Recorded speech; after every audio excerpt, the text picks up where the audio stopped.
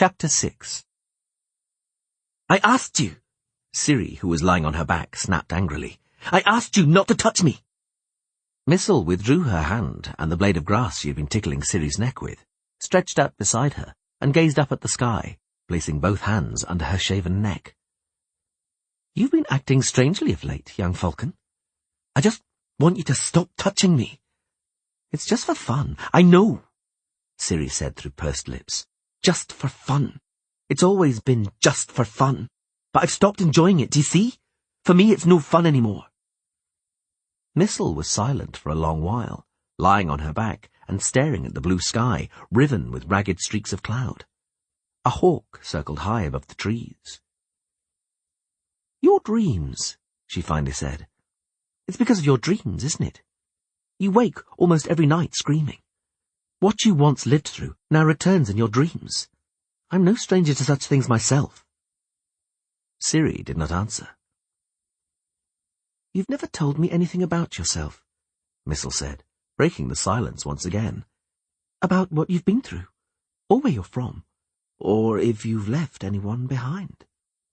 Ciri brought a hand up swiftly to her neck, but this time it was only a ladybird. "There were a few people," she said quietly, not looking at her companion. I thought there were. People who would find me even here, at the end of the world, if they only wanted to. Or if they were still alive. Or what do you want of me, Missel? Do you want me to unbosom myself?" "You don't have to." "Good. Because surely it'd just be for fun, like everything else we share." "I don't understand," Missel said, turning her head away, "why you don't leave if being with me is so awful." "I don't want to be alone." "Is that all?" "That is a lot." Missel bit her lip, but before she had time to say anything, there was a whistle. They both sprang to their feet, brushing off pine needles, and ran to their horses. "The fun's about to begin," said Missel, leaping into the saddle and drawing her sword. "The fun you've come to enjoy more than anything, Folker. Don't think I haven't noticed." Ciri angrily kicked her horse with her heels. They hurtled along the side of a ravine at breakneck speed, already hearing the wild whooping of the remaining rats rushing out of a thicket on the other side of the highway. The pincers of the ambush were closing. The private audience was over. Vattier de Rido, Viscount of Eidon, head of Imperator Emir var Emrys's military intelligence, left the library, bowing to the Queen of the Valley of Flowers even more politely than courtly protocol demanded. At the same time, his bow was very cautious and his movements deliberate and guarded. The imperial spy's eyes never left the two ocelots stretched out at the feet of the elven queen. The golden-eyed cats looked languorous and drowsy, but Vattier knew they weren't cuddly mascots, but vigilant guards, ever ready to reduce anyone to a bloody pulp if they tried to come closer to the queen than protocol decreed. Francesca Finderbeyer, also called Enid Angliana, the Daisy of the Valleys, waited until the door was closed behind Vattier and stroked the ocelots. "Very well, Ida," she said. Ida Emaen Epsivni, elven sorceress, one of the free Aen Shi from the Blue Mountains, during the audience surrounded by an invisibility spell, materialized in a corner of the library and smoothed down her dress and vermilion red hair. The ocelots only reacted with a slight widening of their eyes. Like all cats, they could see what was invisible and could not be deceived by a simple spell. "This parade of spies is beginning to annoy me," Francesca said, with a sneer, finding a more comfortable position on the ebony chair. "Henselt of Kaidwen sent me a consul not long ago. Dijkstra dispatched a trade mission to Dolblatana, and now the arch-spy Vattier de Rido himself. Oh, and some time ago, Stefan Skellen, the grand imperial nobody, was creeping around too. But I didn't give him an audience. I'm the queen, and Skellen's a nobody. He may hold a position, but he's a nobody nonetheless." "Stefan Skellen," Ida Emaen said slowly, "visited us too, and was more fortunate. He spoke with Filavandrel and Vanadain. And like Vattier with me, did he inquire about Vilgefortz, Yennefer, Ryons, and Kaya Mao Dyfrin ep Kielach? Among other things. It may surprise you, but he was more interested in the original version of Eithlin Egli ep Ivanian's prophecy, particularly the parts about Einhain Ichir, the elder blood. He was also curious about Torlara, the Tower of Gulls, and the legendary portal which once connected the Tower of Gulls to Tor Zirael, the Tower of Swallows. How typical of humans, Enid, to expect that at a single nod we shall unravel enigmas and mysteries for them which we have been endeavouring to solve for centuries. Francesca raised her hand and examined the rings adorning it. "I wonder," she said, "whether Philippa knows about this strange preoccupation of Skellen and Vatier, and of Emir var Emrys, whom they both serve." "It would be risky to assume she doesn't," Ida Emain replied, looking keenly at the Queen, "and to withhold what we know from Philippa and the entire lodge at the council in Monte Calvo. It wouldn't show us in a very favourable light, and we want the lodge to come into being. We want to be trusted, we elven sorceresses, and not to be suspected of playing a double game. But we are playing a double game, Ida, and playing with fire, with the white flame of Niflgaard." "Fire burns," Ida Emain said, raising her heavily made-up eyes at the Queen. "But it also purifies. It must be passed through. Risks have to be taken, Enid. The lodge ought to exist, ought to begin functioning, at full strength. 12 sorceresses, including the one mentioned in the prophecy. Even if it is a game, let us rely on trust.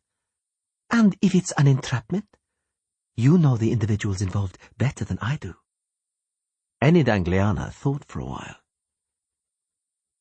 "Sheila de Tankerville," she finally said, "is a secretive recluse without any loyalties. Tris Merigold and Kira Metz were loyal, but they are now both emigrants, since King Foltest drove all the mages from Temeria. Margarita Lozantilla cares for her school and nothing besides. Of course, at this moment the last 3 are heavily under Philippa's sway, and Philippa is an enigma. Sabrina Glerisig will not give up the political influence she has in Kaedwen, but will not betray the lodge either. She is too attracted by the power it can give her. And what about Aziravar Anahid and the other Nilfgaardian whom we shall meet in Monte Calvo?" "I know little about them." Francesca smiled faintly. "But once I see them, I shall know more, as soon as I see how they are dressed." Ida Emain lowered her painted eyelids, but refrained from asking a question. "This leaves us with the jade statuette," she said a moment later. "The still dubious and enigmatic jade figurine mentioned in the Eithlena's prophecy. I now deem it's time to allow her to express herself, and to tell her what she may expect. Shall I help you with the decompression?" "No, I shall do it myself. You are familiar with reactions to unpacking. The fewer the witnesses, the less painful a blow it will be to her pride."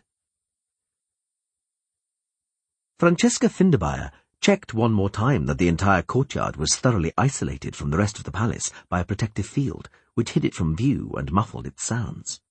She lit 3 black candles, planted in candlesticks, equipped with parabolic mirrors. The candlesticks stood at points marked out by a circular mosaic pavement, depicting the 8 signs of Vika, the elven zodiac, on the symbols indicating Beltane, Lammas, and Yule. Inside the zodiac circle, the mosaic formed another, smaller circle, dotted with magic symbols and enclosing a pentagram. Francesca placed small iron tripods on 3 symbols of the smaller circle, and then on each of them she carefully mounted 3 crystals. The cut of the crystals' bases corresponded to the form of the tripod's tops, which meant their placement could be nothing other than precise. But even so, Francesca checked everything several times. She didn't want to leave anything to chance. A fountain was trickling nearby, the water gushing from a marble jug held by a marble naiad. It fell into the pool in 4 streams and made the water lilies, between which goldfish darted, quiver. Francesca opened a jewellery case, removed a small waxy jade figurine from it, and placed it precisely at the centre of the pentagram. She withdrew, glanced once again at the grimoire lying on a table, took a deep breath, raised her hands, and chanted a spell. The candles burst into bright flame. The crystal's facets lit up and sparkled with streaks of light. Those streaks of light shot towards the figurine, which immediately changed colour from green to gold, and a moment later became transparent. The air shimmered with magical energy, which struck against the protective field. Sparks flew from one of the candles, shadows played on the floor, The mosaic came alive, and the shapes in it transformed. Francesca did not lower her hands or interrupt the incantation. The statuette grew at lightning speed, pulsating and throbbing, its structure and shape changing like a cloud of smoke crawling across the floor. The light shining from the crystals pierced the air. Movement and congealing matter appeared in the streams of light. A moment later, a human body suddenly manifested in the center of the magical circles. It was the figure of a black-haired woman lying inertly on the floor. The candles bloomed with ribbons of smoke, and the crystals went out. Francesca lowered her arms, relaxed her fingers, and wiped the sweat from her forehead. The black-haired woman on the floor curled up in a ball and began to scream. "What is your name?" Francesca asked in a breathy voice. The woman convulsed and howled, both hands clutching her belly. "What is your name?" Yennefer.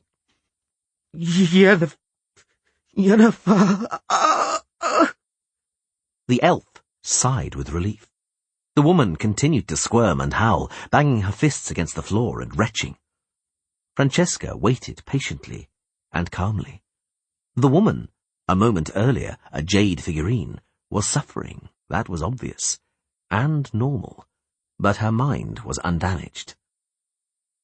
"Well, Yennefer," she said after a long pause, interrupting the groans. "That ought to do, oughtn't it?" Yennefer raised herself onto her hands and knees with obvious effort, wiped her nose with her wrist, and looked around vacantly. Her gaze flitted over Francesca, as though the she-elf wasn't even in the courtyard, then came to rest, and brightened, at the sight of the fountain gushing water. Having crawled up to it with immense difficulty, Yennefer hauled herself over the lip and flopped into the pool with a splash. She choked, began to splutter, cough, and spit, until finally, parting the water lilies, she waded to the marble naiad and sat down, leaning back against the pedestal of the statue. The water came up to her breasts. "Francesca," she mumbled, touching the obsidian star hanging from her neck and looking at the she-elf with a slightly clearer gaze. "It's you." "It's me. What do you recall?" "You packed me up. Hell's teeth. You packed me up, didn't you?" "I packed you up and then unpacked you. What do you recall?" "Garstang? Elves, Ciri. You, and the 50 tons suddenly landing on my head. Now I know what it was. Artifact compression. Your memory's working. Good." Yennefer lowered her head and looked between her thighs, over which goldfish were darting. "The water in the pool will need changing in it," she mumbled. "I just peed in it." "No matter," Francesca smiled. "But just see if there's any blood in the water. Compression has been known to damage the kidneys." "Only the kidneys?" Yennefer said, taking a cautious breath. "I don't think there's a single undamaged organ in my body. At least that's how I feel. Hell's teeth in it. I really don't know what I did to deserve this. Get out of the pool." "No, I like it here." "I know. It's called dehydration. Degradation. Depredation. Why did you do it to me? Get out, Yennefer." The sorceress stood up with difficulty, holding onto the marble naiad with both hands. She shook off the water lilies, with a sharp tug tore away her dripping dress, and stood naked before the fountain under the gushing streams. After rinsing herself down and drinking deeply, she stepped out of the pool, sat down on the edge, wrung out her hair, and looked around. "Where am I?" "In Dol Platana." Yennefer wiped her nose. "Do the hostilities on Thaneth continue?" "No. They ended a month and a half ago." "I must have wronged you greatly," Yennefer said a moment later. "I must really have got under your skin, Enid, but you can consider us even. You've exacted a full revenge, if a little too sadistic. Couldn't you have just cut my throat?" "Don't talk nonsense," the elf said, making a face. "I packed you up and got you out of Garstang to save your life. We'll come back to that, but a little later. Here, have this towel and this sheet. You'll get a new dress after you've bathed, in a suitable place, in a tub full of warm water. You've done enough damage to my goldfish." Ida Imaean and Francesca were drinking wine. Yennefer was drinking sugar water and carrot juice in huge quantities. To sum up, she said, after hearing Francesca's account, Niflgaard has defeated Lyria, in an alliance with Kaedwen has dismantled Aedion, burnt down Vengerberg, subjugated Verden, and is crushing Brugge and Sodden at this very moment. Vilgefortz has disappeared without trace. Tessire de Vries has committed suicide, and you've become Queen of the Valley of Flowers. Imperator Enhir has rewarded you with a crown and sceptre in exchange for my Ciri, whom he was hunting for so long, and whom he now has in his power and is using as he sees fit. You packed me up, and have kept me in a box as a jade statuette for a month and a half, and no doubt expect me to thank you for it. It would be polite, Francesca Finderbire replied coldly. On Thanedd there was a certain Ryance who had made it a point of honour to submit you to a slow and cruel death, and Vilgefortz offered to expedite it. Ryance pursued you all over Garstang, but he didn't find you because you were already a jade figurine safe in my cleavage. And I was that figurine for 47 days. Yes, while I, if asked, could always reply that Yennefer of Vengerberg was not in Dol Blatana, because the question referred to Yennefer, not a statuette. What changed to induce you to finally unpack me? A great deal changed. I shall explain forthwith. First explain something else to me. The Witcher was also on Thanedd. Geralt, remember? I introduced you to him in Aretusa. How is he? Please remain calm. He's alive. I am calm. Tell me, Enid. In the space of an hour, Francesca said, your Witcher did more than some manage in their entire lives. Put succinctly, he broke Dijkstra's leg, beheaded Artur Terranova, and slew Tenskoetile. Oh, I almost forgot. He also aroused Kira Metz's unhealthy passions. Dreadful, Yennefer said with a grimace. But Kira will have got over it by now, I imagine. I hope she doesn't hold a grudge against him. The fact that he didn't fuck her after inflaming her desire certainly resulted from lack of time, not lack of respect. Please put her mind at ease for me. You'll have the chance to do that yourself, the Daisy of the Valley said coldly, and quite soon. Let's go back, though, to the issues about which you are lamely feigning indifference. Your Witcher was so fervid in his defence of Ciri that he acted very rashly. He attacked Vilgefortz, and Vilgefortz gave him a sound thrashing. The fact that he didn't kill him certainly resulted from lack of time, not lack of effort. Well, are you still going to pretend you don't care? No, Yennefer said, her grimace no longer expressing scorn. No, Enid, I do care. Some people will soon learn how much you can take my word for it.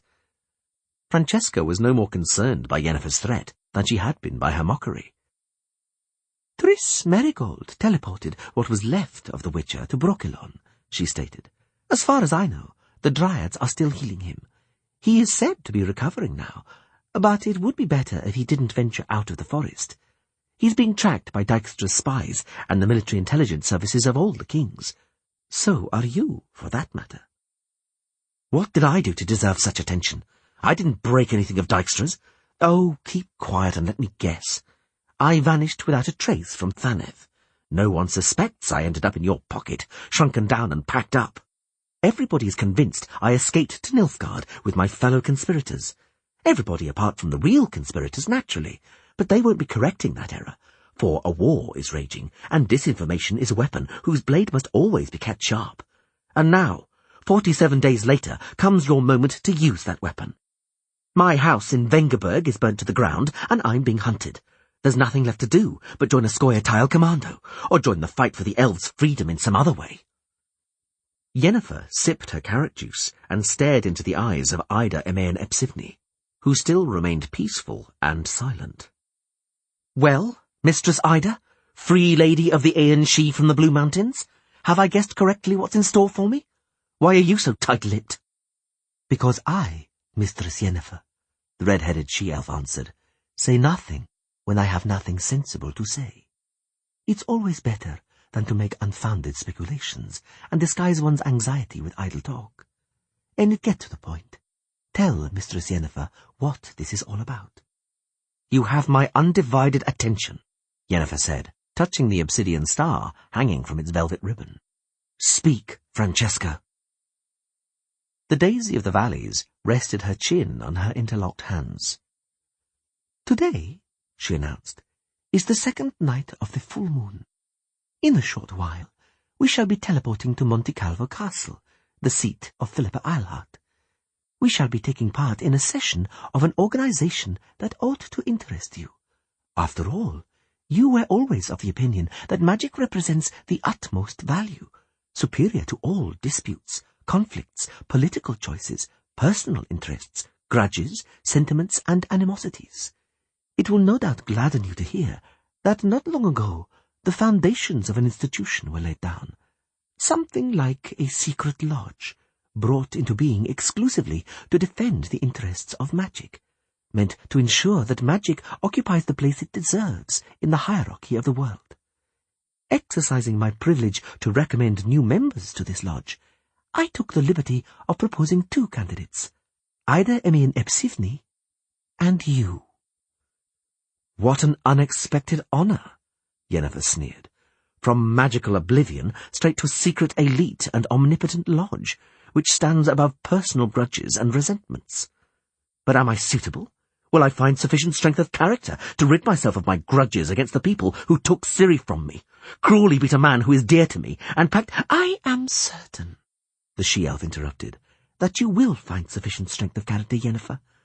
I know you, and know you are not lacking in strength of that kind.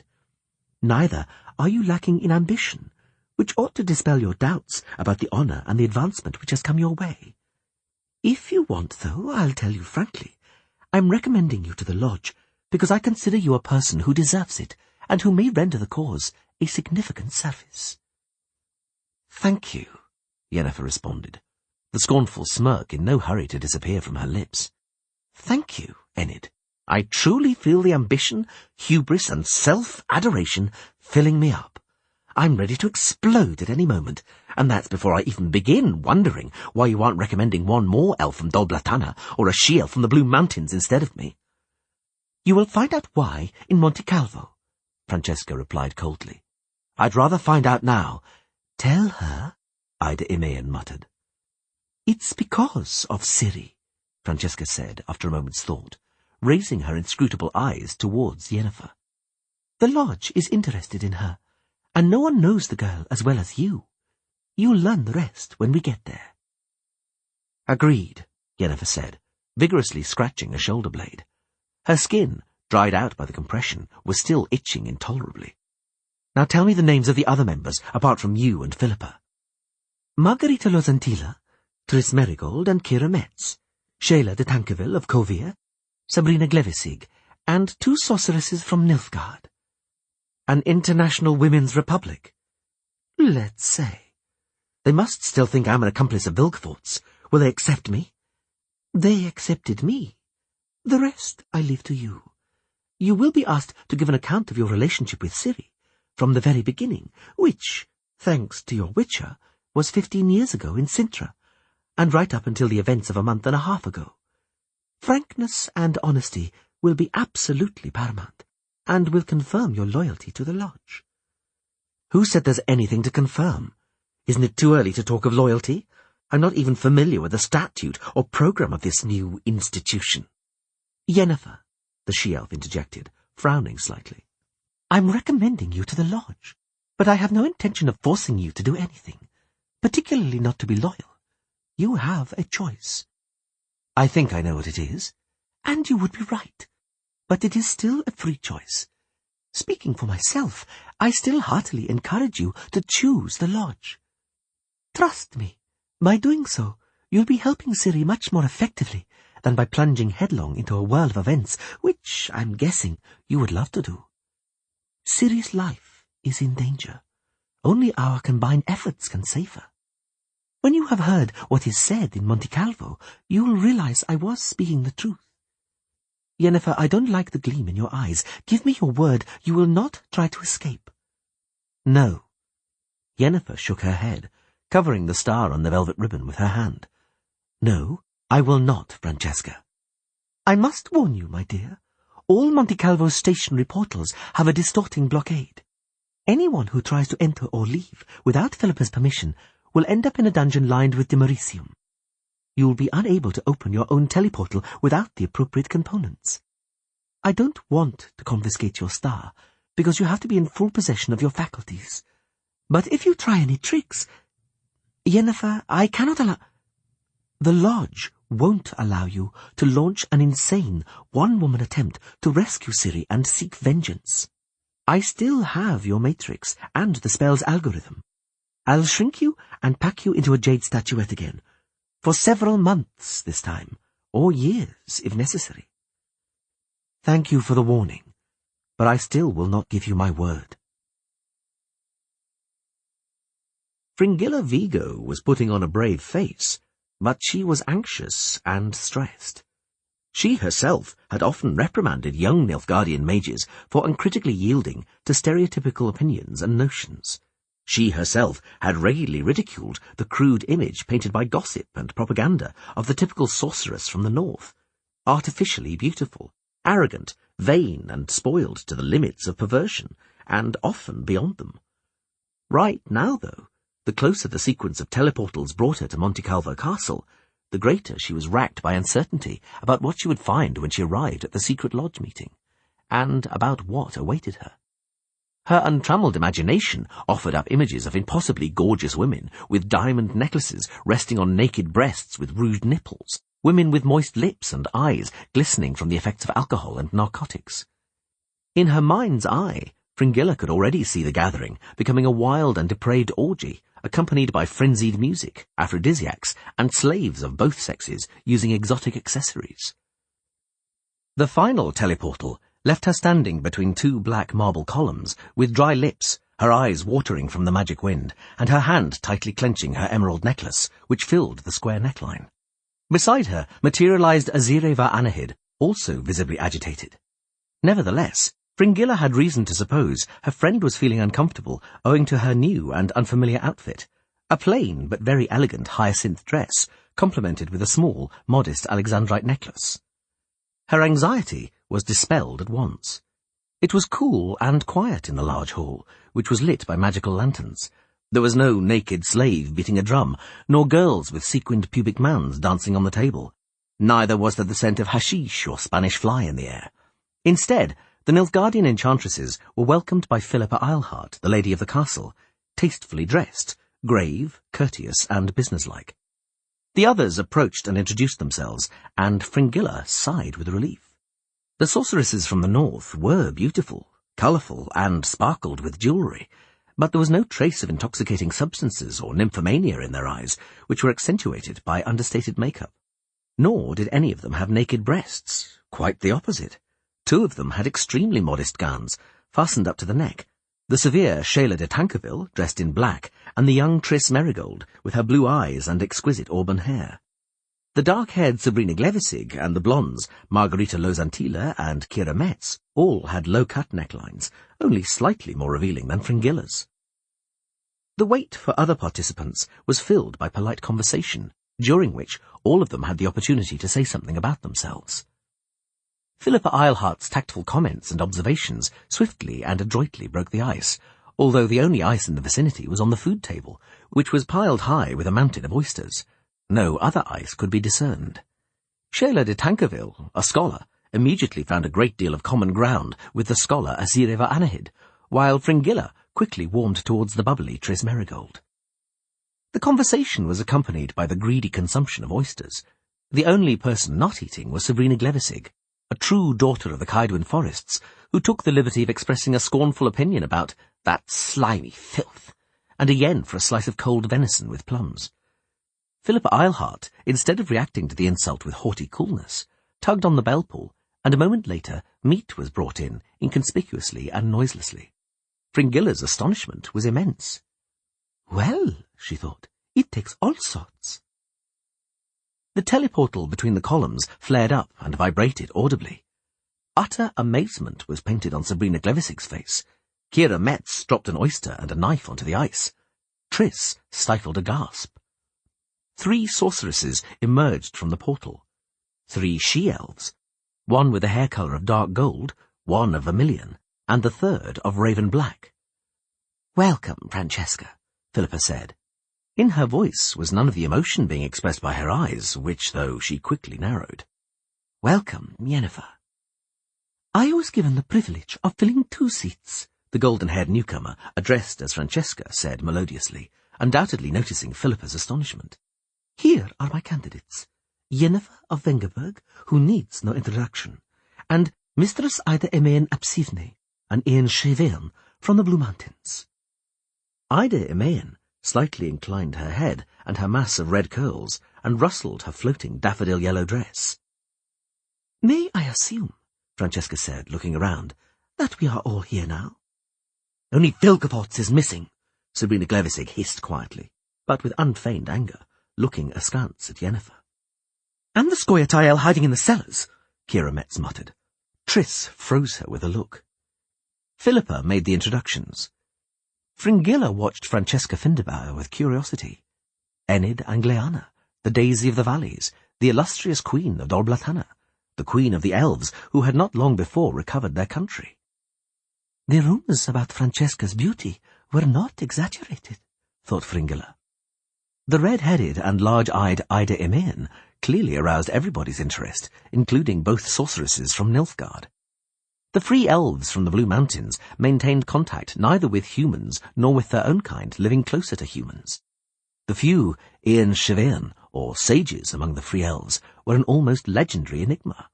Few, even among elves, could boast of a close relationship with the Aen Shevain. Ida did not only stand out in the group by the colour of hair. There was not a single ounce of metal nor a carat of stone in her jewellery. She wore only pearls, coral, and amber. However, the source of the greatest emotions was, unsurprisingly, the third of the new arrivals. Yennefer, dressed in black and white and with raven-black hair, who was no elf despite first impressions. Her arrival in Monte Calvo must have been an immense surprise, and a not entirely pleasant one. Fringilla felt an aura of antipathy and hostility emanating from some of the sorceresses. While the Nilfgaardian sorceresses were being introduced to her, Yennefer let her violet eyes rest on Fringilla. They were tired and had dark circles around them, which even her makeup was unable to hide. "We know each other," she said, touching the obsidian star hanging from its velvet ribbon. A heavy silence, pregnant with anticipation, suddenly descended on the chamber. "We've already met." Yennefer spoke again.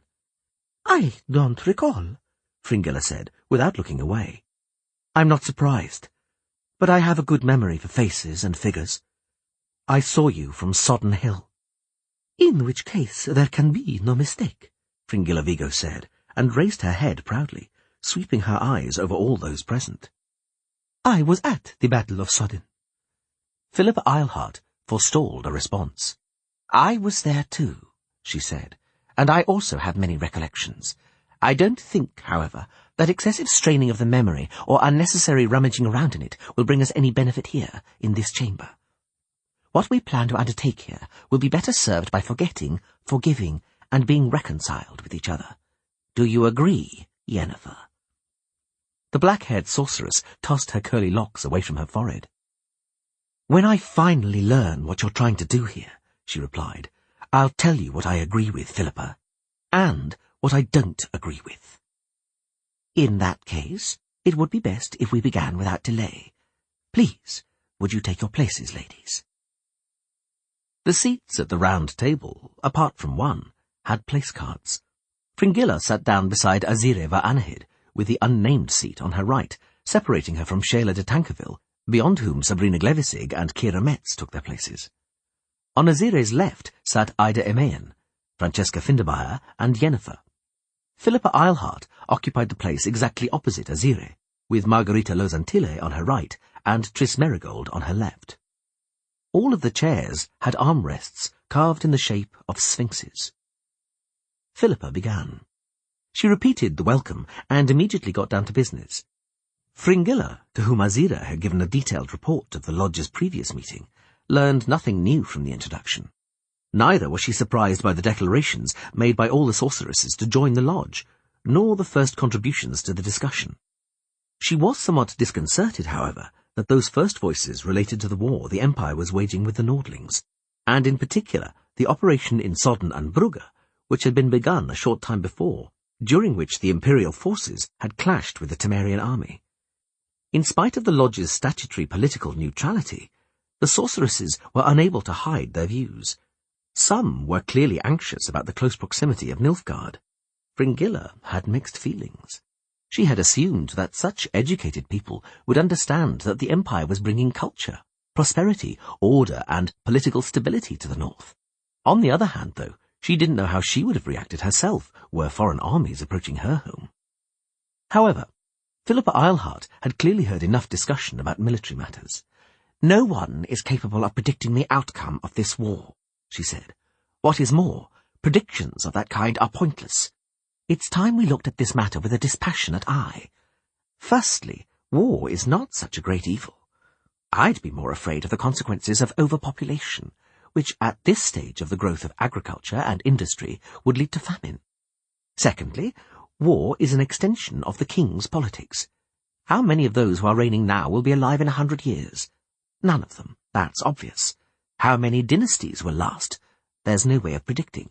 In 100 years, today's territorial and dynastic conflicts, today's ambitions and hopes will be dust in the history books. But if we don't protect ourselves, if we allow ourselves to be drawn into the war, nothing but dust will remain of us too.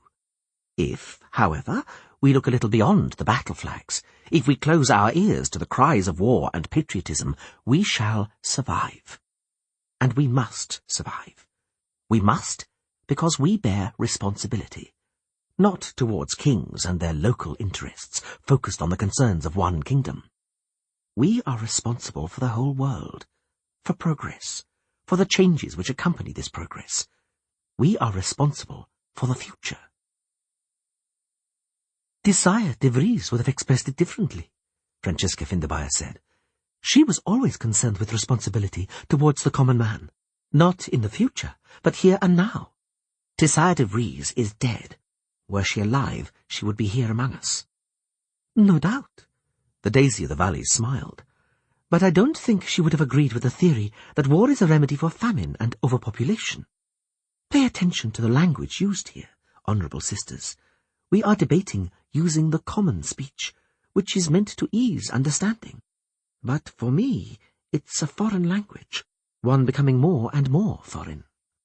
In the language of my mother, the expression "the common man" does not exist, and "the common elf" would be a coinage. The late lamented Desire de Vries was concerned with the fate of ordinary humans. To me, the fate of ordinary elves is no less important. I'd gladly applaud the idea of looking ahead and treating today as ephemera. But I'm sorry to state that today paves the way for tomorrow, and without tomorrow there won't be any future. For you humans, perhaps the tears I shed over a lilac shrub burnt to ash during the turmoil of war are ridiculous. After all, there will always be lilac shrubs. If not that one, then another. And if there are no more lilac shrubs, well, there'll be acacia trees. Forgive my botanical metaphors, but kindly note that what is a matter of politics to you humans is a matter of physical survival to the elves. Politics don't interest me, Margarita Lozantila, the rectoress of the Academy of Magic, announced loudly. I simply do not wish my girls, whose education I've dedicated myself to be used as mercenaries, pulling the wool over their eyes with slogans about love for one's homeland. The homeland of those girls is magic. That's what I teach them. If someone involves my girls in a war, stands them on a new sodden hill, they will be lost, irrespective of the result on that battlefield. I understand your reservations, Enid, but we're here to discuss the future of magic, not issues of race. We are here to discuss the future of magic, Sabrina Glevisig repeated. But the future of magic is determined by the status of sorcerers. Our status, our importance. The role we play in society. Trust, respect and credibility. General faith in our usefulness. Faith that magic is indispensable. The alternative we face seems simple. Either a loss of status and isolation in ivory towers, or service. Service, even on the hills of Sodden, even as mercenaries, or as servants and errand girls, Tris Merigold cut in, tossing her beautiful hair off her shoulder. With bent backs, ready to leap into action at every wag of the imperial finger? For that's the role we will be assigned by the Pax Nilfgaardiana, Should Niflgaard conquer us all? If it does, Philippa said with emphasis. Anyhow, we won't have much choice, for we have to serve, but serve magic, not kings or imperators, not their present politics, not matters of racial integration, because they are also subject to today's political goals. Our lodge, my dear ladies, was not brought into being for us to adapt to today's politics and daily changes on the front line, or to feverishly search for solutions appropriate to the situation at hand, changing the colour of our skin like chameleons. Our lodge must be active, but its assigned role should be quite the opposite, and carried out using all the means we have at our disposal. If I understand correctly, Sheila de Tankerville said, raising her head, you are persuading us to actively influence the course of events, by fair means or foul, including illegal measures? What laws do you speak of? The ones governing the rabble?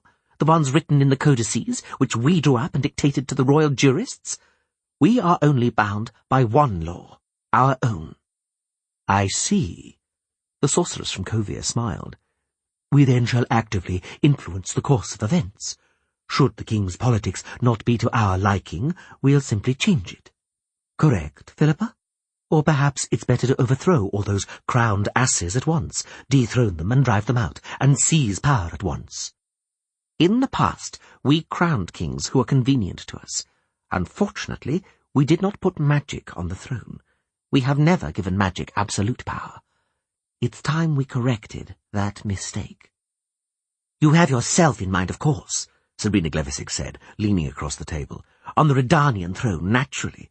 Her Majesty Philippa I, with Dijkstra as Prince Consort. I was not thinking about myself, nor was I thinking about the Kingdom of Redania.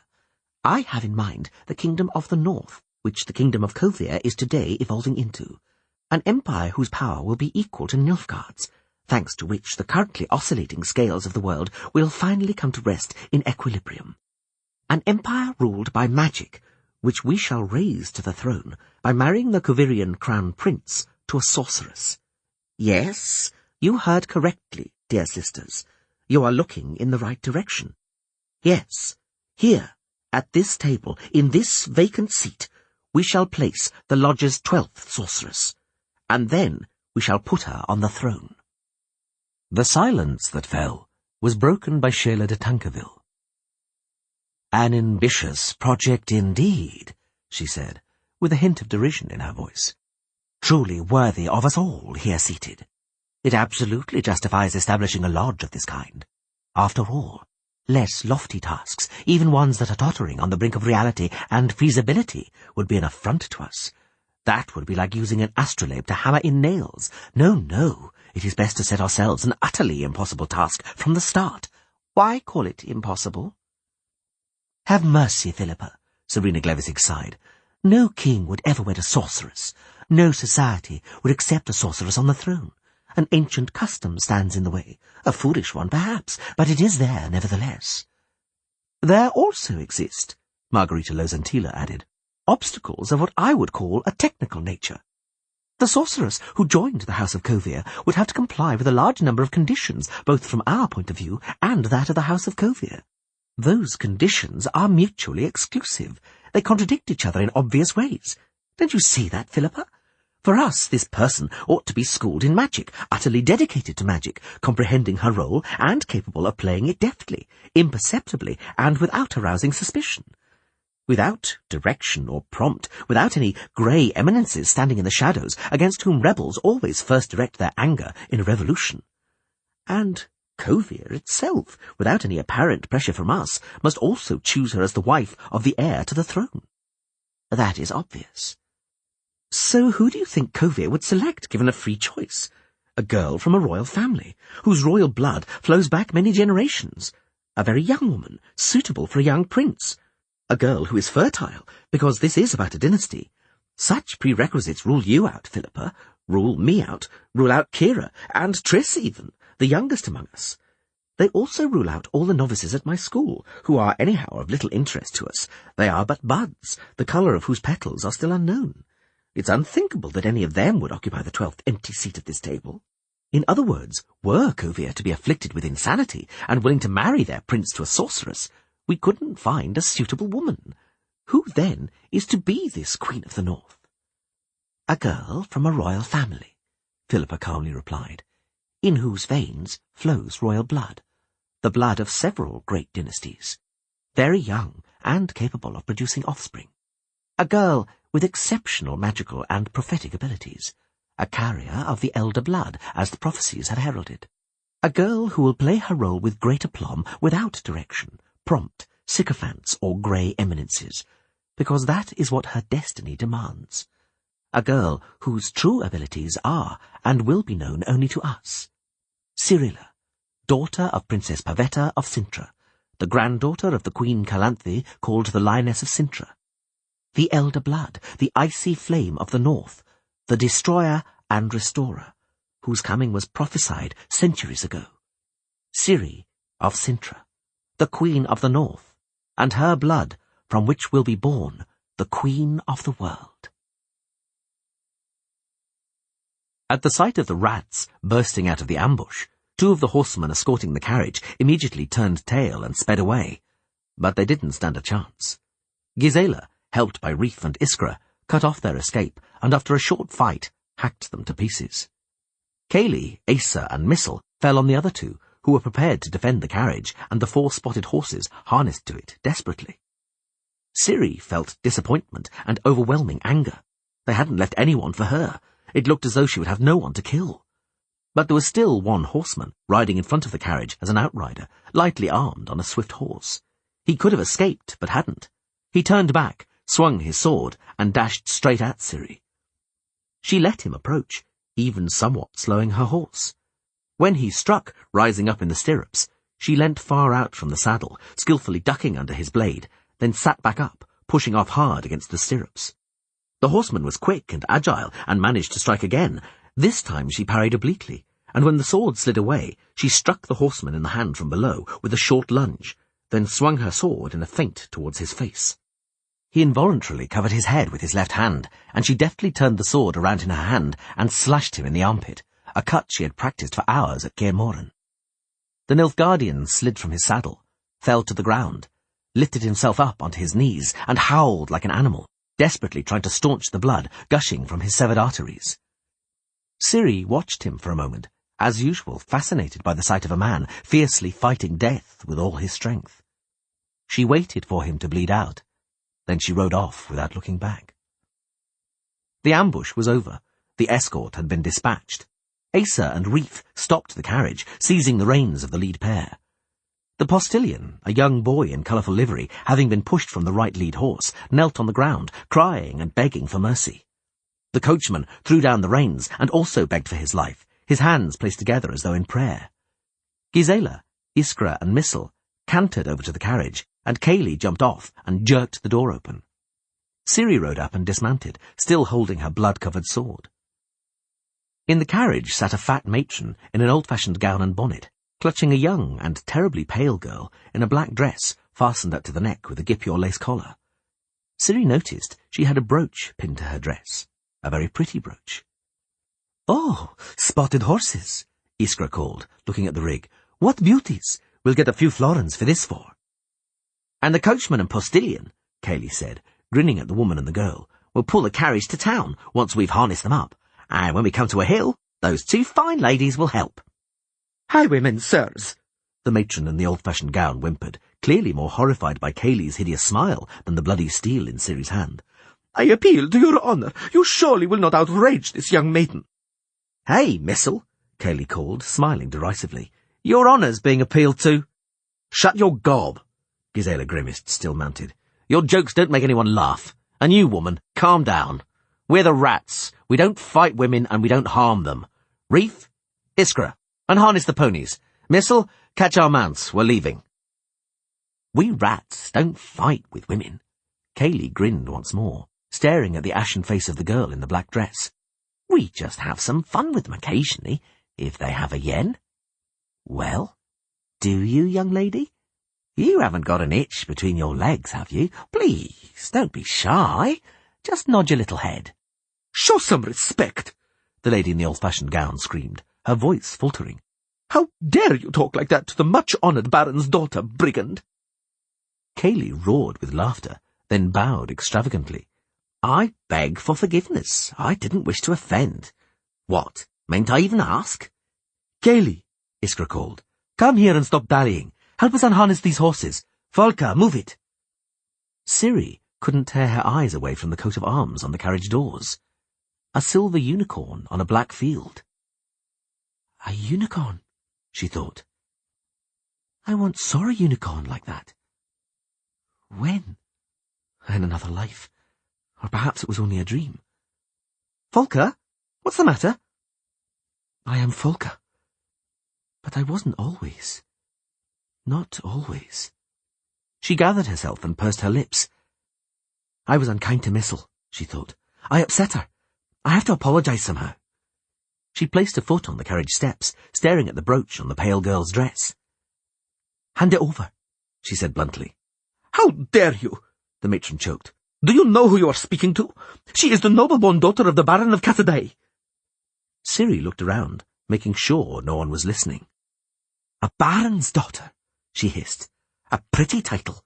And even if the snot were a countess, she ought to curtsy before me, arse close to the ground and head low. Give me the brooch. What are you waiting for? Should I tear it off along with the bodice?" The silence which fell at the table after Philippa's declaration was quickly replaced by an uproar. The sorceresses vied with each other to voice their astonishment and disbelief, demanding explanations. Some of them undoubtedly knew a great deal about the prophesied Queen of the North, Cyrilla or Ciri, while for others the name was less familiar. Fringilla Vigo didn't know anything, but she had her suspicions and was lost in conjecture, mainly centred on a certain lock of hair.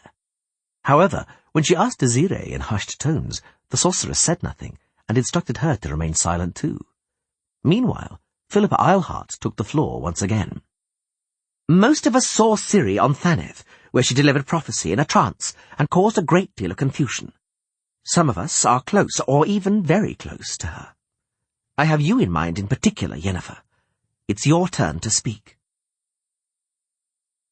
When Yennefer was telling the assembly about Ciri, Triss Merigold looked attentively at her. Yennefer spoke calmly and without emotion, but Triss knew her too well and had known her for too long to be fooled. She had seen her in many situations, including stressful ones, which had exhausted her and led her to the verge of sickness and occasionally into it. Now, without doubt, Yennefer found herself in such a situation again. She looked distressed, weary, and ill. The sorceress talked, and Triss, who knew both the story and the person it concerned, discreetly observed the audience, particularly the two sorceresses from Niflgaard. The utterly transformed Aziravar Anahid, now dressed up, but still feeling uncertain in her makeup and fashionable dress, and Fringilla Vigo, the younger, friendly, naturally graceful and modestly elegant one, with green eyes and hair as black as Yennefer's but less luxuriant, cut shorter and brushed down smoothly. Neither of the Nilfgaardians gave the impression of being lost among the complexities of Ciri's story, even though Yennefer's account was lengthy and tangled, beginning with the infamous love affair between Pavetta of Cintra and the young man magically transformed into Urkion. She recounted Geralt's role and the law of surprise, and the destiny linking the Witcher and Ciri. Yennefer talked about Ciri and Geralt meeting in Brokilon, about the war, about her being lost and found, and about Kaer Morhen, about Ryance and the Nilfgaardian agents hunting the girl, about her education in the Temple of Melitele, and about Ciri's mysterious abilities. "They're listening with such inscrutable expressions," Triss thought, looking at Azire and Fringilla, "like sphinxes. But they're clearly hiding something. I wonder what? Their astonishment, since they couldn't have known who Emir had brought to Nilfgaard? Or is it that they've known all this for a long time, perhaps even better than we do? Yennefer will soon reach Ciri's arrival on Thaneth and the prophecy she gave while in a trance, which sowed so much confusion, about the bloody fighting in Garstang, which left Geralt severely beaten and Ciri abducted. Then the dissembling will be over, Triss thought, and the masks will fall. Everyone knows that Nilfgaard was behind the events on Thaneth, and when all eyes turn towards you, Nilfgaardians, you won't have a choice. You'll have to talk. and then certain matters will be explained, and perhaps I shall find out more. Like how Yennefer managed to vanish from Thanedd, and why she suddenly appeared here in Monte Calvo with Francesca. Who is Ida Emain, she-elf, Eän Sivern from the Blue Mountains, and what role is she playing here? Why do I have the impression Philippa Eilhart reveals less than she knows, even though she declares her devotion and loyalty to magic, and not to Dijkstra, with whom she remains in unceasing contact? And perhaps I'll finally learn who Ciri really is. Ciri, the Queen of the North to them, but the flaxen-haired witcher girl of Kaer Morhen to me. A girl I still think of as a younger sister.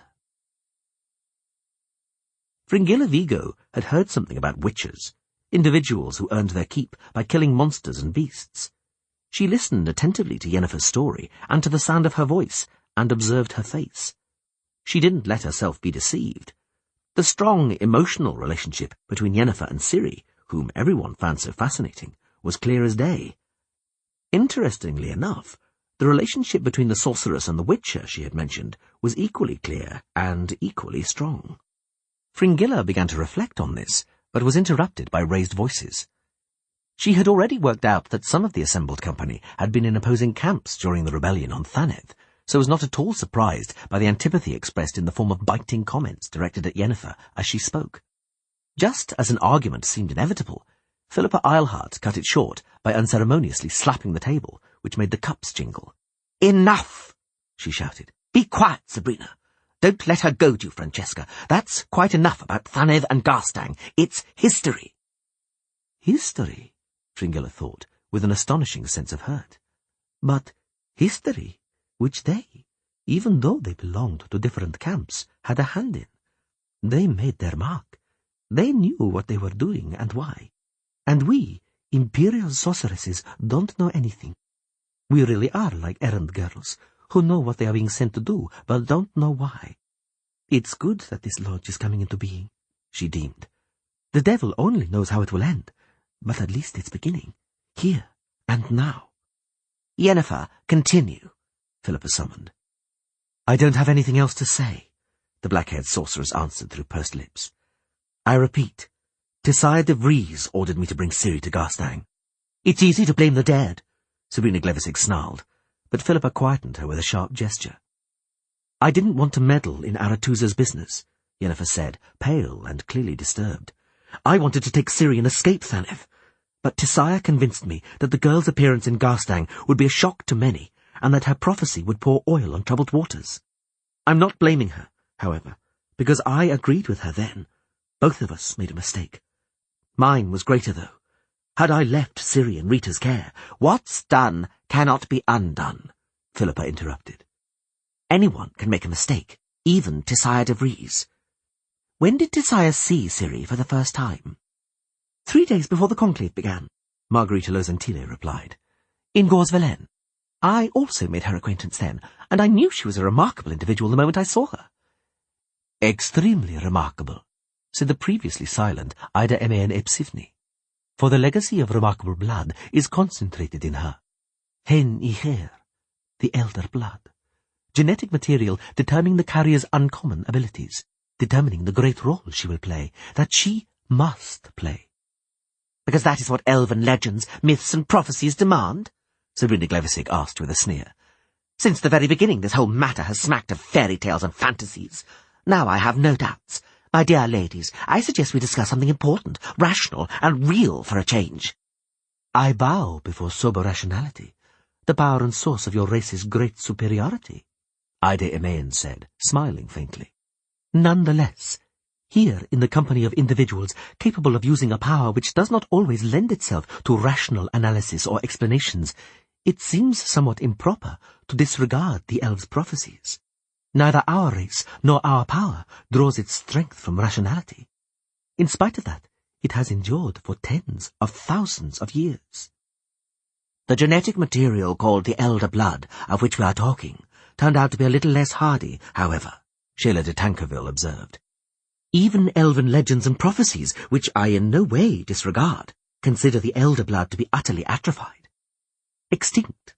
Am I right, Mistress Ida?" There is no more elder blood in the world. The last person in whose veins it flowed was Lara Doran eb Shadal, and we all know the legend of Lara Doran and Cregennan of Lod. Not all of us, Azirava Anahid said, speaking for the first time. I only studied your mythology cursorily, and have never come across that legend. It is not a legend, Philippa Eilhart said, but a true story, and there is one among us who not only knows the tale of Lara and Cregennan very well, but also what came after, which will certainly interest you all. Would you take up the story, Francesca? From what you say, the Queen of the Elves smiled, it would seem you know this tale no less thoroughly than I do. Quite possibly, but I would nonetheless ask you to tell it. In order to test my honesty and loyalty to the Lodge? Enid Angliana said, nodding. Very well. I would ask you all to make yourselves comfortable, for the story will not be a short one. The story of Lara and Cregennan is a true story, although today it is so overgrown with fairy tale ornamentation, it is difficult to recognize. There is also enormous variance between the legend's human and elven versions. Chauvinism and racial hatred can be heard in both of them, though. Thus, I shall refrain from embellishments and limit myself to dry facts. Cregennan of Lod was a sorcerer. Lara Doran eb Shadal was an elven sorceress, and Eän Shivern, a sage, one of the carriers of the elder blood, which is even mysterious to we elves. The friendship, and later romance, between the two of them was at first joyfully acknowledged by both races. But there soon appeared opponents to their union, sworn enemies to the idea of melding human and elven magic, who regarded it as betrayal. With the wisdom of hindsight, there were also feuds of a personal nature at work, jealousy and envy. Put simply, Cregennan was assassinated, and Lara Doran, hounded and hunted, died of exhaustion in a wilderness after giving birth to a daughter. The baby was saved by a miracle. She was taken in by Ciri, the Queen of Redania. Only because she was terrified of the curse Lara cast when she refused to help and drove Lara out into the cold of winter, Kiramet said, butting in. Had Ciri not adopted the child, terrible calamities would have fallen on her and her entire family. Those are precisely the fantastic ornaments Francesca has dispensed with, Philippa Eilhart interrupted. Let us stick to the facts. The prophetic abilities of the sages of the elder blood are facts, Ida Emil said, raising her eyes towards Philippa. And the evocative motif of prophecy, which appears in every version of the legend, is food for thought. It is now, and it was in the past, Francesca confirmed. The rumours of Lara's curse never died away, and were even recalled 17 years later when Rhiannon, the little girl Ciri had adopted, grew into a young woman whose beauty eclipsed even her mother's legendary looks. She bore the official title of Princess of Redania, and many ruling houses were interested in making a match with her. When Rhiannon finally chose Goidemar, the young king of Temeria, from among many suitors, it would not have taken much for rumours of the curse to thwart the marriage. However, the rumours only became common knowledge 3 years after their wedding, during the Folka rebellion. Fringilla, who had never heard of Folka or the rebellion, raised her eyebrows. Francesca noticed it. For the northern kingdoms, she explained, these are tragic and bloody events which live on in the memory, though more than a century has passed. In Niflgaard, with whom the North had almost no contact at that time, the matter is probably not known, so I will take the liberty of briefly restating certain facts. Folka was the daughter of Ridang, the king of Redania, and the issue of a marriage he dissolved when he took a fancy to the beautiful Ciri, the same Ciri who later adopted Lara's child. A document survives, lengthily and circuitously stating the reasons for the divorce, but a surviving miniature of Ridang's first wife, an undoubtedly half-elf Govirian noblewoman with predominantly human traits, says a lot more. It depicts her with the eyes of a deranged hermit, the hair of a drowned corpse, and the mouth of a lizard. To cut a long story short, an ugly woman was sent back to Kovir with her year-old daughter Folka, and soon after, the one and the other were both forgotten. Folka, Enid Angliana picked up after a while, gave cause to be remembered 25 years later when she launched an uprising and murdered her own father, Ciri, and 2 of her stepbrothers, allegedly with her own hands. The armed rebellion initially broke out as an attempt by the legally firstborn daughter, supported by some of the Temerian and Coverian nobility, to gain the throne which was rightly hers. But it was soon transformed into a peasants' revolt of immense proportions. Both sides committed gruesome atrocities. Folka passed into legend as a bloodthirsty demon, although, actually, it is more likely she simply lost control of the situation and of the slogans displayed on the insurrectionary standards. Death to kings, death to sorcerers, death to priests, nobility, gentry, and anybody well-to-do. And soon after, death to everyone and everything, for it became impossible to curb the blood-drenched evil mob. Then the rebellion began to spread to other countries. Nilfgaardian historians have written about that, Sabrina Glevissig interrupted with a distinct sneer. And Mistresses Azire and Vigo have undoubtedly read it. Keep it brief, Francesca. Move on to Rhiannon and the Houtborg triplets. But of course.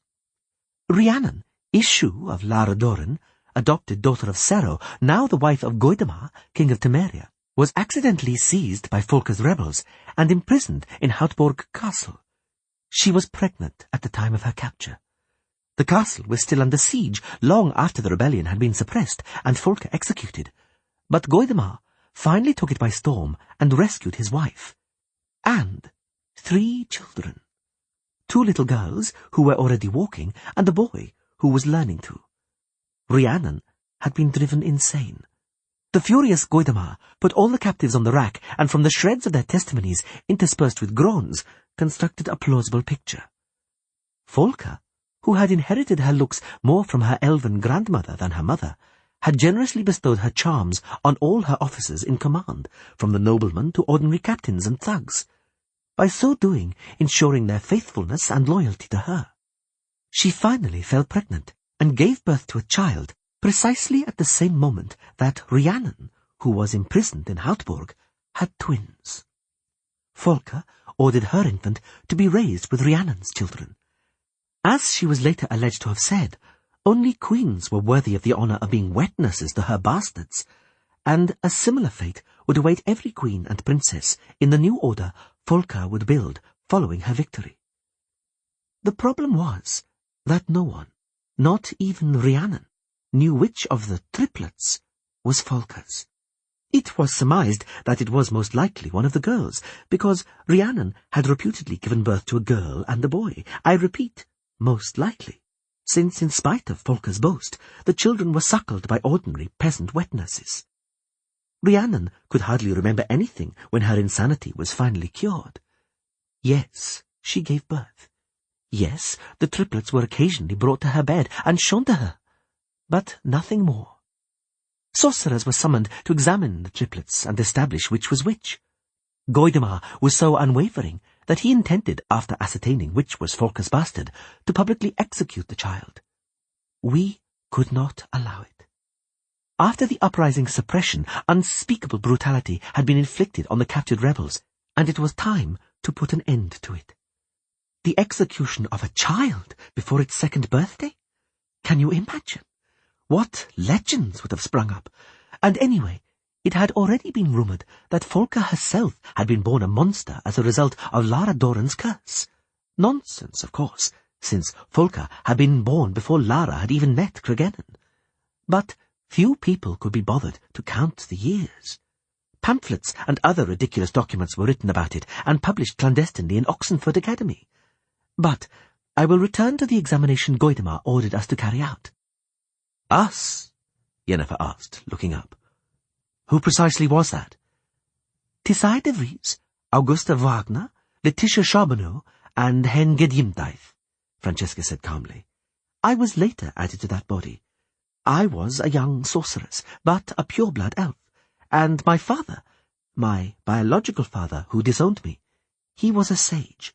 I knew what the elder blood gene was. And that gene was found in Rhiannon when you examined her, and the king before studying the children, Sheila de Tankerville stated, and in 2 of the children, although to different extents, which allowed Folka's bastard to be identified. How did you save the child from the king's wrath? Very simply, the she-elf smiled. By feigning ignorance. We told the king that the matter was complicated, that we were still doing tests, but that tests of that kind demanded time. A great deal of time. Goidemar, an irascible but fundamentally good and noble man, quickly cooled down and put no pressure on us, while the triplets were growing and running around the palace, bringing joy to the royal couple and the entire court. Amavet, Fiona, and Adela. The triplets were as alike as 3 sparrows. They were watched attentively, of course, and there were frequent suspicions, particularly if one of the children was getting up to mischief. Fiona once tipped the contents of a chamber pot from a window right onto the great constable. He called her a demonic bastard and kissed goodbye to his post. Some time later, Amavet smeared tallow on the stairs, and then, when a splint was put on the arm of a certain lady-in-waiting, she groaned something about accursed blood, and soon afterwards said farewell to the court. More low-born loudmouths made the acquaintance of the whipping-post and the horsewhip. Thus everyone swiftly learned to hold their tongues.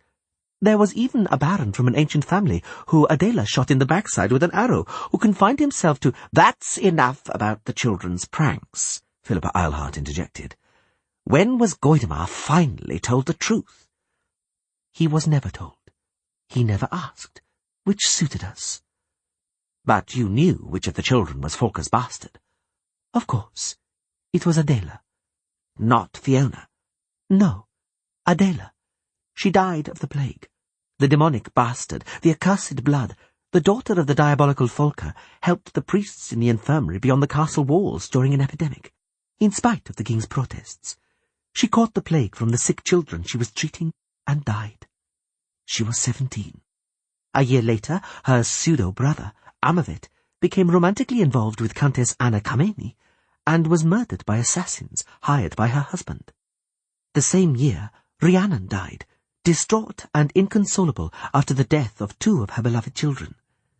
Then Goidemar summoned us once more, for the king of Cintra, Coram, was showing an interest in the last of the famous triplets, Princess Fiona.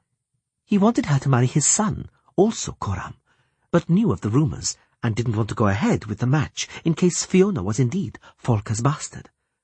We staked our reputation on the fact that Fiona was a legitimate child. I don't know if he believed us, but the young couple grew to like each other, and thus Rhiannon's daughter, Ciri's great-great-great-grandmother, became the Queen of Cintra. Introducing your celebrated Jean to the Coram dynasty. Fiona, Enid Angliana said calmly, was not a carrier of the elder blood gene, which we had begun to call the Lara gene. What do you mean, exactly? Well, Amavet carried the Lara gene, so our experiment went on. For Anna Kameni, who inadvertently caused the death of both her lover and husband, gave birth to twins while still in mourning. A boy and a girl. Their father must have been Amavet, for the baby girl was a carrier. She was named Muriel. Muriel the Impure? Sheila de Tankerville asked in astonishment. She became that much later, Francesca smiled. At first she was Muriel the Delightful. Indeed, she was a sweet, charming child. When she was 14, they were already calling her doe-eyed Muriel. Many men drowned in those eyes. She was finally given in marriage to Robert, Count of Garamond. And the boy? Crispin. He wasn't a carrier, so he was of no interest to us. If my memory serves, he fell in combat somewhere, for his passion was warfare. Just a moment, Sabrina said, ruffling her hair vigorously. Wasn't Muriel the Impure the mother of Adalia the Seer? Indeed, Francesca confirmed. An interesting one was Adalia. A powerful source. Excellent material for a sorceress. But she didn't want to be one, unfortunately. She preferred to be a queen. And the gene, Azirva Anahid asked, did she bear it? Interestingly not. As I thought, Azire said, nodding. Lara's gene can only be passed on inviolately down the female line. If the carrier is a man, the gene disappears in the 2nd, or at most the 3rd generation. But wait, it activates later, however, Philippa Eilhart broke in. After all, Adalia, who didn't have the gene, was Calanthe's mother, and Calanthe, Ciri's grandmother, carried the Lara gene. She was the first carrier after Rhiannon, Shayla de Tankerville said, suddenly joining the discussion. You made a mistake, Francesca. There were 2 genes. One, the true gene, was latent, quiescent. You were beguiled by Amavet's powerful, distinct gene. However, what Amavet had wasn't a gene, but an activator. Mistress Azire is right. The activator, travelling down the male line, was so faint in Adalia, you didn't identify it at all. Adalia was Muriel's first child. Her later-born definitely didn't have even a trace of the activator. Fiona's latent gene would probably also have vanished in her male descendants at most in the 3rd generation. But it didn't, and I know why. Bloody hell, Yennefer hissed through her teeth. I'm lost, Sabrina Glevisig declared, in this tangle of genetics and genealogy. Francesca drew a fruit bowl towards herself, held out a hand, and murmured a spell. I apologize for this vulgar display of psychokinesis, she said with a smile, making a red apple rise high above the table. But the fruit will help me demonstrate your mistake. Red apples are the Lara gene, the elder blood. Green apples represent the latent gene. Pomegranates are the pseudo gene, the activator. Let us begin. This is Rhiannon, the red apple. Her son, Amavet, is the pomegranate. Amavet's daughter Muriel and his granddaughter Adalia are still pomegranates, the last of which is very faint. And here is Fiona's line, Rhiannon's daughter, a green apple. Her son, Corbett, the king of Cintra, is green. Daggerad, Corbett and Ellen of Kaedwen's son, is green too. As you have observed, in 2 successive generations there are exclusively male descendants. The gene is very weak and vanishes. So, at the very bottom here, we finish with a pomegranate and a green apple. Adalia, the princess of Maribor, and Dagorad, the king of Cintra. And the couple's daughter was Calanthe, a red apple, the revived, powerful Lara gene. Fiona's latent gene, Margarita Lozantila nodded, met Amavet's activated gene through marital incest. Did no one notice their kinship? Did none of the royal heraldists or chroniclers pay any attention to this blatant incest? It wasn't as blatant as it seems. After all, Anna Kameni didn't advertise that her twins were bastards, because her husband's family would have deprived her and her children of their coat of arms, titles, and fortune. Of course, there were persistent rumours, and not just among the peasantry. That's why they had to search for a husband for Calanthe, who was contaminated by incest, in distant Ebbing, beyond the rumour's reach. Add 2 more red apples to your pyramid, Enid, Margarita said.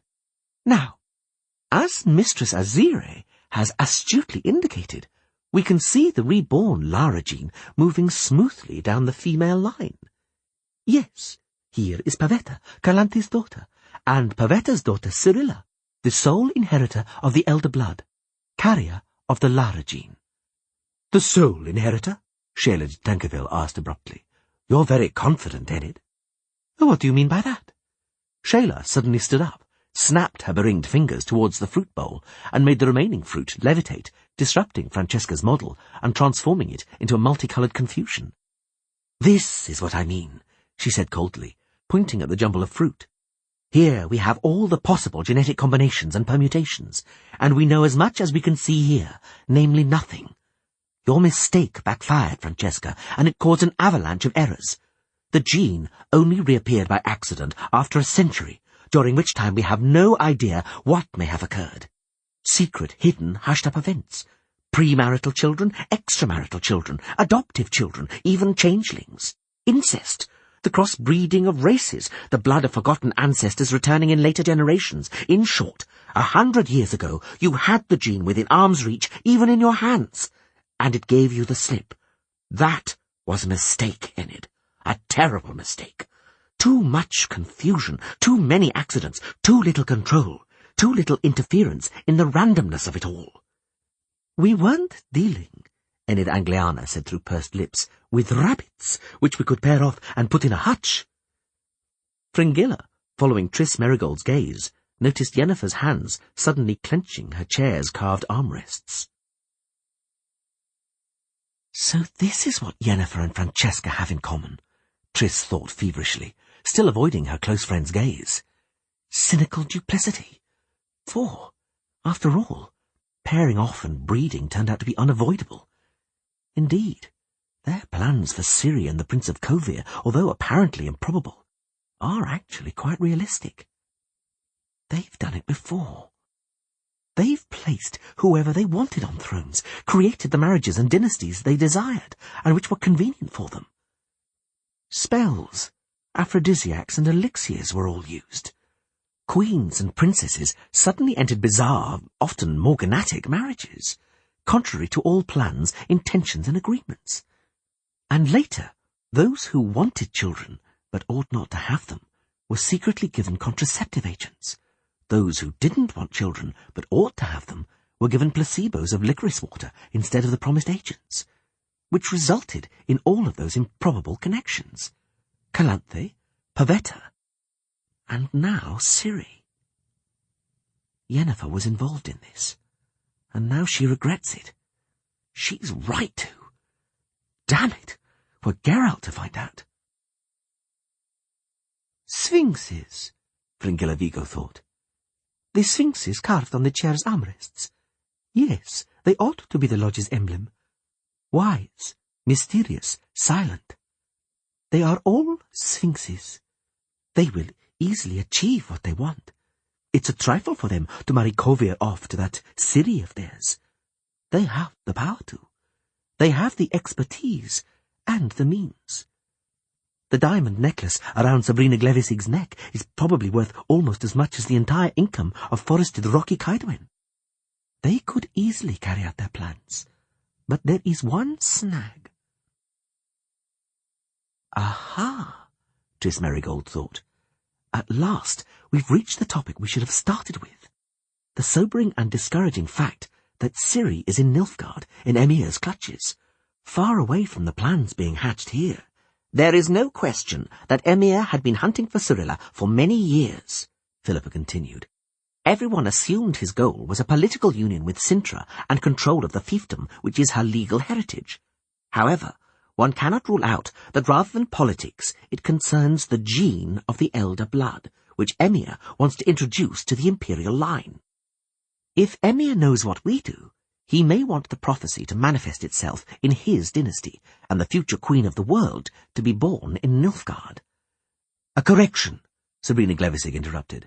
It's not Emir who wants it, but the Nilfgaardian sorcerers. They alone were capable of tracking down the gene and making Emir aware of its significance. I'm sure the Nilfgaardian ladies here present will want to confirm that and explain their role in the intrigue. I am astonished, Fringilla burst out, by your tendency to search for the threads of intrigue in distant Nilfgaard, while the evidence requires us to search for conspirators and traitors much closer to you. An observation as blunt as it is apt, Shayla de Tankerville said, silencing with a glance Sabrina, who was preparing a riposte. All the evidence suggests that the facts about the elder blood were leaked to Nilfgaard from us. Is it possible you've forgotten about Vilgefortz, ladies? Not I, Sabrina said, a flame of hatred flaring in her black eyes for a second. I have not forgotten. All in good time, Kira Metz said, flashing her teeth malevolently. But for the moment, it's not about him, but about the fact that Emir var Emrys, Imperator of Nilfgaard, has Ciri, and thus the elder blood that is so important to us, in his grasp. The Imperator, Izire declared calmly, glancing at Fringilla, doesn't have anything in his grasp. The girl being held in Darnraun is not the carrier of any extraordinary gene. She is ordinary to the point of commonness. Beyond a shadow of doubt, she is not Ciri of Cintra. She is not the girl the Imperator was seeking, for he was clearly seeking a girl who carries the gene. He even had some of her hair. I examined it and found something I didn't understand. Now I do. So, Ciri isn't in Nilfgaard, Yennefer said softly. She's not there. She's not there, Philippa Eilhart repeated gravely. Emir was tricked. A double was planted on him. I've known as much since yesterday. However, I'm pleased by Mistress Azire's disclosure. It confirms that our lodge is now functioning. Yennefer had great difficulty controlling the trembling of her hands and mouth. "Keep calm," she told herself. "Keep calm. Don't reveal anything. Wait for an opportunity. Keep listening. Collect information. A sphinx. Be a sphinx." "So it was Vilgefortz," Sabrina said, slamming her fist down on the table. "Not Emir, but Vilgefortz. That charmer, that handsome scoundrel. He duped Emir and us." Yennefer calmed herself by breathing deeply. Ciri var Anahid, the Nilfgaardian sorceress, feeling understandably uncomfortable in her tight-fitting dress, was talking about a young Nilfgaardian nobleman. Yennefer knew who it was, and involuntarily clenched her fists. A black knight in a winged helmet, the nightmare from Ciri's hallucinations. She sensed Francesca and Philippa's eyes on her. However, Triss, whose gaze she was trying to attract, was avoiding her eyes. "Bloody hell," Yennefer thought, trying hard to remain impassive. "I've landed myself in it. What bloody predicament have I tangled the girl up in? Shit! How will I ever be able to look the Witcher in the eye?" "Thus we'll have a perfect opportunity," Kira Metz called in an excited voice, "to rescue Ciri and strike at Vilgefortz at the same time. We'll scorch the ground beneath the rascal's arse." "Any scorching of ground must be preceded by the discovery of Vilgefortz's whereabouts," Sheila de Tankerville, the sorceress from Kovir, whom Yennefer had never felt much affection for, said mockingly. "And no one's managed it so far, not even some of the ladies sitting at this table, who have devoted both their time and their extraordinary abilities to looking for it." "2 of Vilgefortz's numerous hideouts have already been found," Philippa Eilhart responded coldly. "Dijkstra is searching intensively for the remaining ones, and I wouldn't write him off. Sometimes spies and informers succeed where magic fails."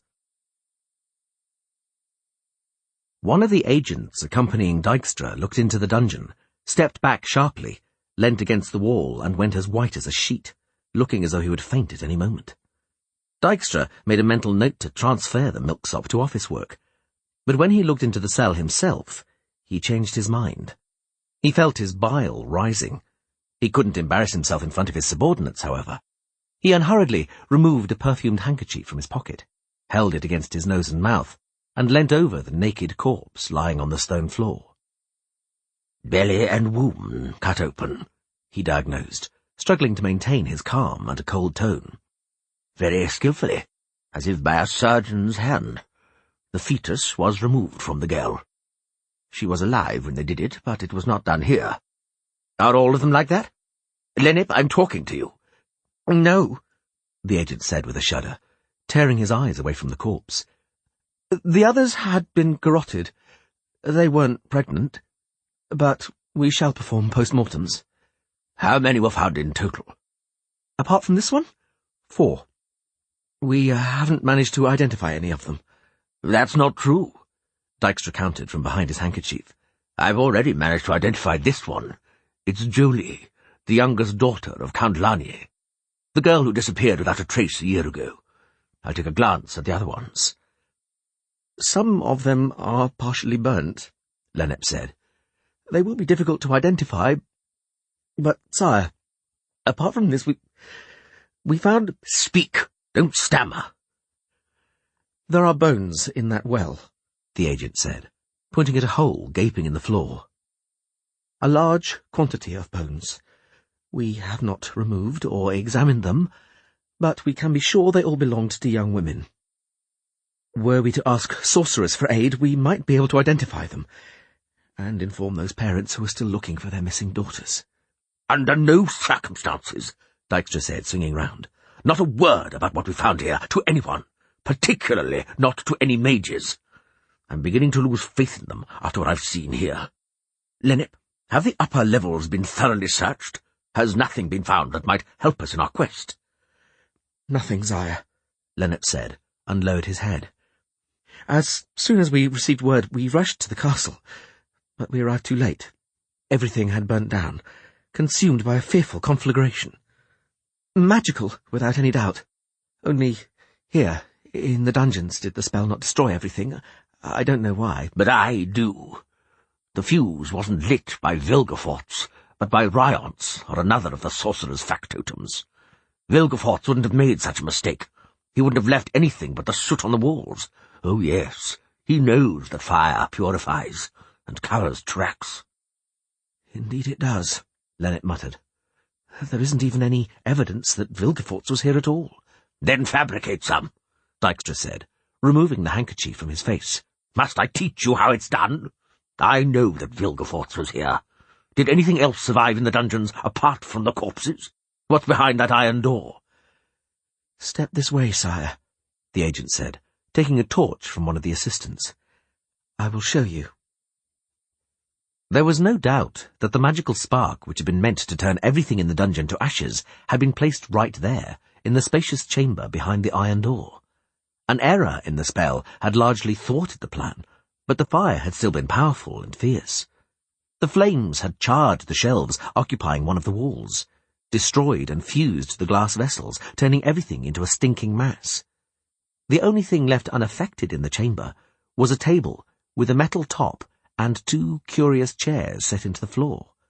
Curious, but leaving no doubt as to their function. They are constructed, Lennet said, swallowing, and pointing at the chairs and the clasps attached to them, so as to hold the legs apart, wide apart. Bastard! Dijkstra snapped through clenched teeth. Damned bastard! We found traces of blood, feces, and urine in the gutter beneath the wooden chair. The agent continued softly. The steel one is brand new. Most probably unused. I don't know what to make of it. I do, Dijkstra said. The steel one was constructed for somebody special, someone that Vilgefortz suspected of special abilities. In no way do I disregard Dijkstra or his secret service, Sheila de Tankerville said. I know that finding Vilgefortz is only a matter of time. However, passing over the motif of personal vengeance, which seems to fascinate some of you, I'll take the liberty of observing that it is not at all certain that Vilgefortz has Ciri. If it's not Vilgefortz, then who? She was on the island. None of us, as far as I know, teleported her away from there. Neither Dijkstra nor any of the kings have her, we know that for sure, and her body wasn't found in the ruins of the Tower of Gulls. Tor Lara, Ida Emain said slowly, once concealed a very powerful teleportal. Could the girl have escaped Thanedd through that portal? Yennefer veiled her eyes with her eyelashes and dug her nails into the heads of the sphinxes on the chair's armrests. Keep calm, she thought. Just keep calm.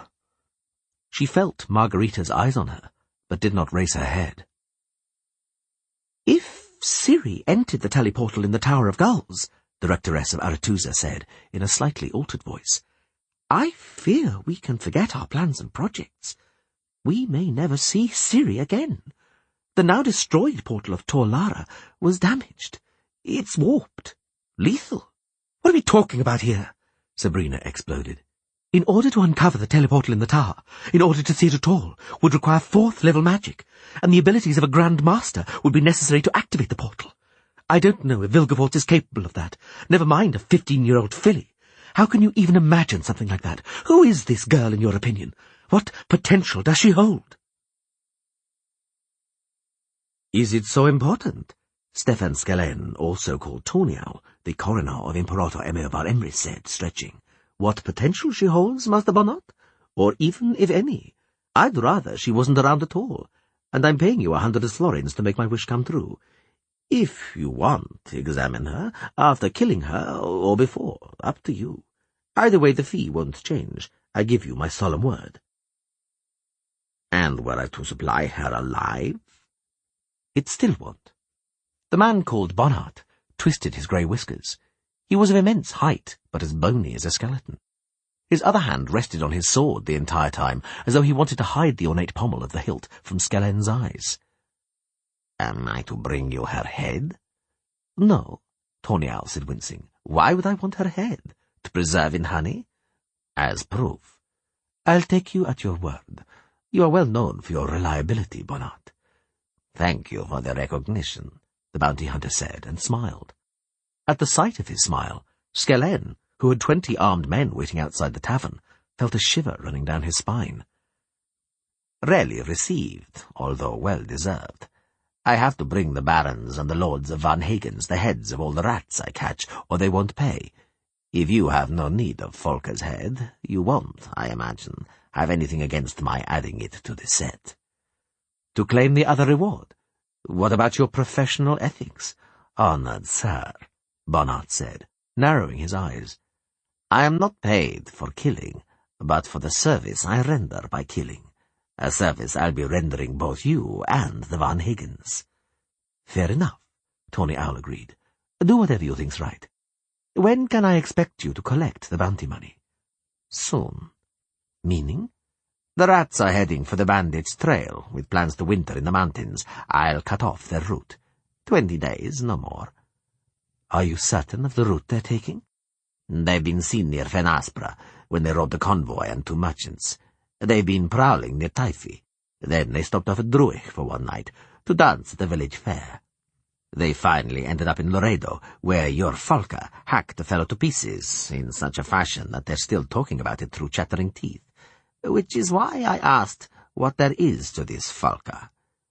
"Perhaps you and she are very much alike," Stefan Skellen mocked. "But no, forgive me. After all, you don't take money for killing, but for services rendered. You're a true craftsman, Bonnard, a genuine professional. A trade like any other, a job to be done. They pay for it, and everyone has to make a living, eh?"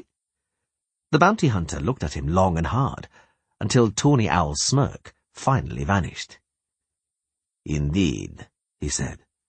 "Everyone has to make a living. Some earn money doing what they've learned, others do what they have to. But not many craftsmen have been as lucky in life as I am. They pay me for a trade I truly and honestly enjoy. Not even whores can say that." Yennefer welcomed Philippa's suggestion of a break for a bite to eat and to moisten throats dried up by speaking with relief, delight, and hope. It soon turned out, however, that her hopes were in vain. Philippa quickly dragged away Margarita, who clearly wanted to talk to Yennefer, to the other end of the room, and Triss Merigold, who had drawn closer to her, was accompanied by Francesca. The she-elf unceremoniously controlled the conversation. Yennefer saw anxiety in Triss's cornflower blue eyes, however, and was certain that even without witnesses it would have been futile to ask for help. Triss was undoubtedly already committed, heart and soul, to the lodge, and doubtlessly sensed that Yennefer's loyalty was still wavering.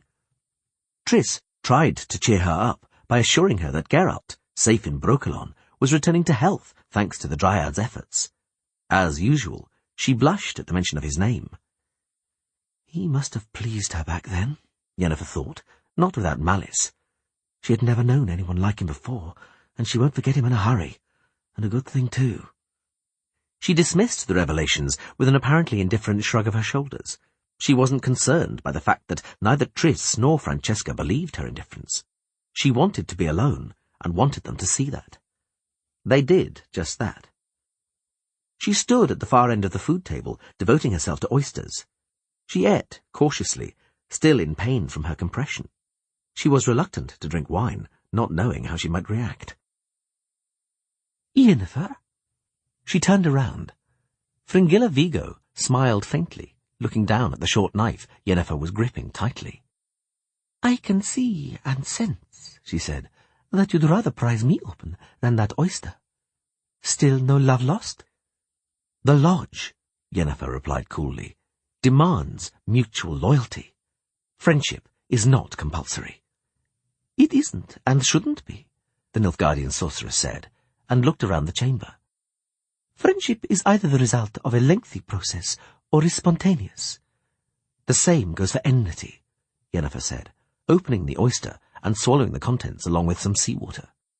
"Occasionally, one happens to see another person for only a split second, right before going blind, and one takes a dislike to them instantly." "Oh, enmity is considerably more complicated," Fringilla said, squinting. "Imagine someone you don't know at all, standing at the top of a hill, and ripping a friend of yours to shreds in front of your eyes. You neither saw them nor know them at all, but you still don't like them." "So it goes," Yennefer said, shrugging. Fate has a way of playing tricks on you. Fate, Fringilla said quietly, is unpredictable indeed, like a mischievous child. Friends sometimes turn their backs on us, while an enemy comes in useful. You can, for example, talk to them face to face. No one tries to interfere, no one interrupts or eavesdrops. Everyone wonders what the two enemies could possibly be talking about. About nothing important. Why, they're mouthing platitudes and twisting the occasional barb. No doubt, Yennefer said, nodding. That's what everyone thinks, and they're absolutely right. Which means it'll be even easier, Fringilla said, quite relaxed, to bring up a particularly important and remarkable matter. What matter would that be? That of the escape attempt you're planning? Yennefer, who was opening another oyster, almost cut her finger. She looked around furtively, and then glanced at the Nilfgaardian from under her eyelashes. Fringilla Vigo smiled slightly. Be so kind as to lend me the knife, to open an oyster. Your oysters are excellent. It's not easy for us to get such good ones in the south, particularly not now, during the wartime blockade. A blockade is a very bad thing, isn't it? Yennefer gave a slight cough. I've noticed, Fringilla said, swallowing the oyster and reaching for another. Yes, Philippa's looking at us, Azire too, probably worrying about my loyalty to the lodge, my endangered loyalty. She's liable to think I'll yield to sympathy. Let us see. Your sweetheart was seriously injured. The girl you treat as a daughter has disappeared, is possibly being imprisoned. Perhaps her life's in danger. Or perhaps she'll just be played as a card in a rigged game. I swear I couldn't stand it. I'd flee at once. Please, take the knife back. That's enough, oysters. I have to watch my figure. A blockade, as you have deigned to observe, Yennefer whispered, looking into the Nilfgaardian sorceress's eyes, is a very bad thing. Simply beastly. It doesn't allow one to do what one wants. But a blockade can be overcome if one has the means, which I don't. Do you expect me to give the means to you? The Nilfgaardian asked, examining the rough shell of the oyster which she was still holding. Oh, no, not a chance. I'm loyal to the lodge, and the lodge, naturally, doesn't wish you to hurry to the aid of your loved ones. Furthermore, I'm your enemy. How could you forget that, Yennefer? Indeed, how could I?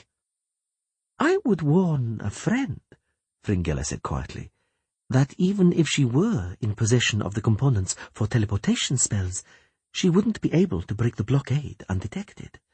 An operation of that kind demands time and is too conspicuous. An unobtrusive but energetic attractor is a little better. I repeat, a little better. Teleportation using an improvised attractor, as you are no doubt aware, is very risky. I would try to dissuade a friend from taking such a risk. But you aren't a friend. Fringilla spilt a sprinkling of seawater from the shell she was holding onto the table. And on that note, we'll end our banal conversation, she said. The lodge demands mutual loyalty from us. Friendship, fortunately, isn't compulsory. She teleported, Franziska Findemeyer stated coldly and unemotionally, when the confusion caused by Yennefer's disappearance had calmed down. There's nothing to get het up about, ladies, and there's nothing we can do about it now. She's too far away. It's my mistake. I suspected her obsidian star masked the echo of spells. How did she bloody do it? Philippa yelled. She could muffle an echo, that isn't difficult. But how did she manage to open the portal? Monte Calvo has a blockade. I've never liked her, Shayla de Tankerville said, shrugging her shoulders. I've never approved of her lifestyle, but I've never questioned her abilities. She'll tell them everything, Sabrina Glevisig yelled. Everything about the lodge. She'll fly straight to— Nonsense, Triss Merigold interrupted animatedly, looking at Francesca and Ida Emayan. Yennefer won't betray us. She didn't escape to betray us.